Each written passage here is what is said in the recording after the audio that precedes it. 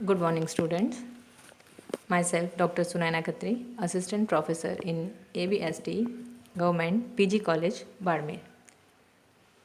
आज हम income tax जो है सब्जेक्ट से रिलेटेड कुछ इम्पॉर्टेंट टर्म्स उसका अध्ययन करेंगे। इनकम टैक्स यानी इनकम पे जो लगाया जाने वाला टैक्स है उसके बारे में आज हम जो है जानकारी प्राप्त करेंगे। यह आय पर लगाया जाने वाला एक प्रत्यक्ष एवं प्रगतिशील कर है।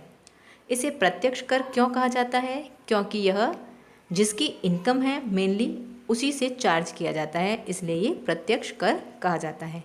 और प्रगतिशील कर इसे क्यों कहा जाता है? क्योंकि ये जो है स्लैब वाइज बढ़ता रहता है, जैसे जैसे इनकम बढ़ेगी उसके अकॉर्डिंग टैक्स रेट भी बढ़ती है, इसलिए इसे प्रगतिशील कर कहा जाता है। भारत में करदाताओं से दो प्रकार के कर वसूल किए जाते हैं। फर्स्ट प्रत्यक्ष यानी डायरेक्ट टैक्स और सेकंड अप्रत्यक्ष यानी इनडायरेक्ट टैक्स। प्रत्यक्ष कर से तात्पर्य ऐसे कर से है जिसमें कर को चुकाने वाला ही कर का भार भी वहन करता है। इसके विपरीत अप्रत्यक्ष कर में कर चुकाने वाला व्यक्ति इसका भार ग्राहक पर डाल देता है।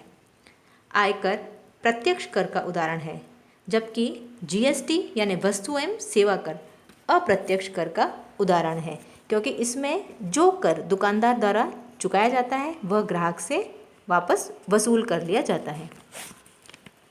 विश्व के अधिकांश देशों की तरह भारतीय राजस्व में भी आयकर का योगदान सर्वाधिक है। यह कर भारत में केंद्र सरकार द्वारा वसूल किया जाता है तथा निश्चित मापदंडों के आधार पर इस कर से प्राप्त राशि को केंद्र एवं राज्य सरकारों के मध्य वितरित किया जाता है। भारत में आयकर सर्वप्रथम 1860 में ब्रिटिश सरकार के शासनकाल में सर जेम्स विल्सन ने लगाया था, लेकिन इस संबंध में विधिवत अधिनियम 1886 में पारित किया गया। अब इनकम टैक्स की शॉर्ट हिस्ट्री के बारे में हम जानकारी प्राप्त करेंगे। इनकम टैक्स एक्ट यानी आयकर अधिनियम 1961, यह समस्त भारत में आयकर अधिनियम 1961 जो है अप्रैल 1 1962 से लागू किया गया। वर्तमान में इस अधिनियम के अंतर्गत 298 धाराएं, विभिन्न उपधाराएं और 14 अनुसूचियां हैं। इस अधिनियम को समय समय पर संशोधित किया जाता रहा है। प्रत्येक वर्ष वित्तीय बजट के प्रस्तुतिकरण में सामान्यतया आयकर अधिनियम की धाराओं एवं उपधाराओं में परिवर्तन व संशोधन होते रहते हैं। इनकम टैक्स एक्ट 1962 भारत में आयकर अधिनियम आयकर नियम दोनों एक दूसरे के अनुपूरक हैं, जिनमें आयकर अधिनियम में वर्णित विभिन्न धाराओं से संबंधित विस्तृत नियमों, विभिन्न फर्मों, प्रपत्रों आदि का वर्णन किया गया है।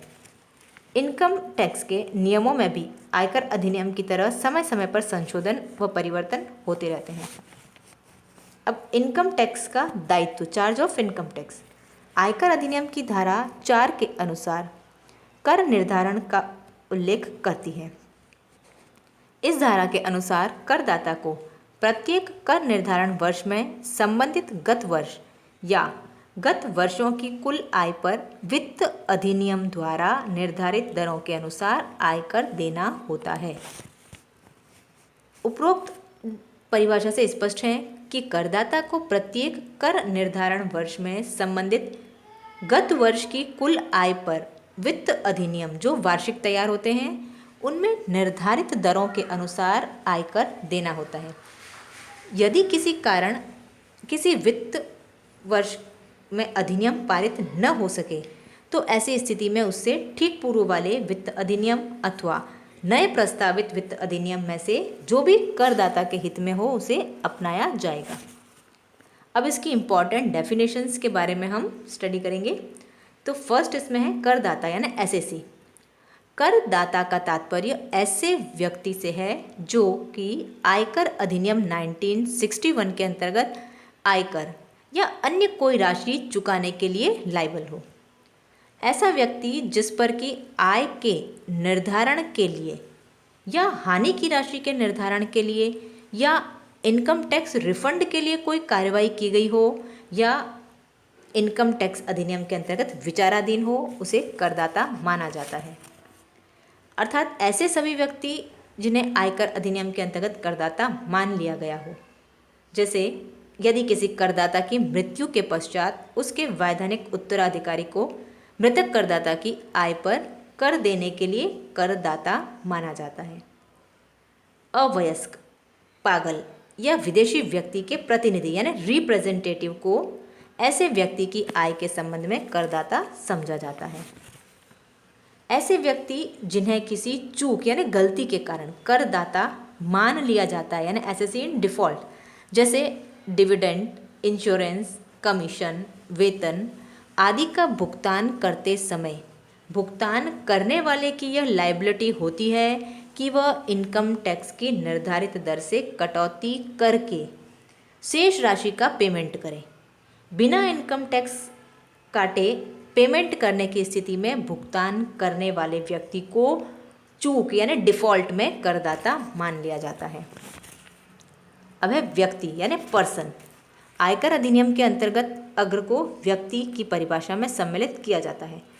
फर्स्ट है एक व्यष्टि यानी इंडिविजुअल, अर्थात एक प्राकृतिक प्राणी जो अस्तित्व में है। इसमें पुरुष, स्त्री, नाबालिग बच्चा, पागल, मंदबुद्धि आदि सभी सम्मिलित होते हैं। नाबालिग और पागल व्यक्तियों की आय पर कर उनके रिप्रेजेंटेटिव यानी प्रतिनिधि के माध्यम से लगाया जाता है। ट्रस्ट के ट्रस्टी को भी इसी श्रेणी में व्यक्ति माना जाता है। एक हिंदू अविभाजित परिवार यानी हिंदू अनडिवाइडेड फैमिली, इससे तात्पर्य एक ऐसे परिवार से है जिसमें परिवार के समस्त सदस्यों द्वारा पूर्वजों के व्यवसाय व संपत्तियों से आय इनकम यानी अर्जित की जाती है।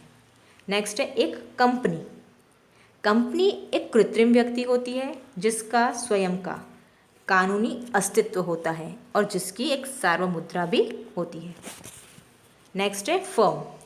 फर्म से तात्पर्य साझेदारी संस्था से है।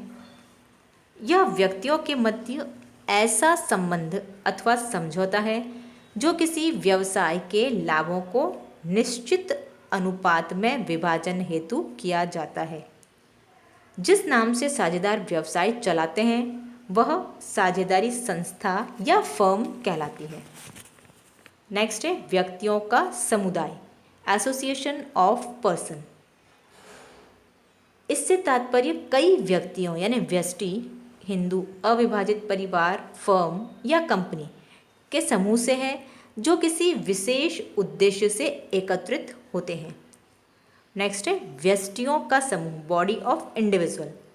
इससे तात्पर्य एक ऐसे समूह से है जिसमें केवल प्राकृतिक व्यक्ति ही सदस्य हो सकते हैं। नेक्स्ट स्थानीय सरकार या सत्ता यानी लोकल अथॉरिटी, एक ऐसी कानून द्वारा निर्मित संस्था जो एक विशेष छोटे क्षेत्र के कोर्स के प्रबंध एवं नियंत्रण हेतु सरकार द्वारा स्थापित होती है। इनमें पंचायत समिति, नगर पालिका, नगर परिषद, नगर निगम आदि सम्मिलित होते हैं। नेक्स्ट है अन्य कृत्रिम व्यक्ति यानी आर्टिफिशियल पर्सन। इनसे तात्पर्य ऐसे संस्थानों से हैं जो अप्राकृतिक होते हैं यानी नेचुरल पर्सन नहीं होते किंतु उनका अस्तित्व होता है। इनका प्रबंधन प्राकृतिक व्यक्तियों द्वारा होता है, जैसे भगवान, देवी देवता आदि इस श्रेणी में कृत्रिम व्यक्ति होते हैं।